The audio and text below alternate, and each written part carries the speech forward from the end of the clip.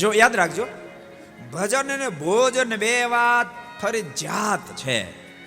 બીજું ત્રીજું ઓછું વધતો કરો ને તો ચાલે, કોઈ ભણે તો ચાલે, ઓછું તું ભણે ચાલે, ન હાલે. કોઈ પરણે કોઈ ન પરણે, કોઈ ભારતમાં રહે કોઈ વિદેશમાં જાય તો હાલે, ન જાય તો હાલે, ભણે તો હાલે, ન ભણે તો હાલે, પરણે તો હાલે, ન પરણે તો હાલે. પણ એવું બને ભોજન ન કરે ચાલે? બને કે ભોજન ન કરે ચાલે? ભોજન ફરજિયાત કરવું પડે, એમ બાપ ભજન પણ ફરજિયાત કરવું પડે. ભજને ફરજિયાત કરવું, ભજન અને ભોજન વિના ગમે એટલો મજબૂત માણસ દેખો તો હોય, પણ ભોજન ન કરે તો માણસ તાકાત વિનાનો થઈ જાય. એમ ગમે તેવા શ્રેષ્ઠ કુળમાં જન્મ્યો હોય, ગમે તેટલો બુદ્ધિશાળી હોય, પણ જે વ્યક્તિ ભજન ન કરે અને ધીમે ધીમે ધીમે કરતા જીવ પણ માયકાંગલો થઈ જાય. માટે ભગવાનના ભક્તો પોસાય તે ફિલ્ડ હોય, પરંતુ તેમ છતાંય भजन करता रहेजो.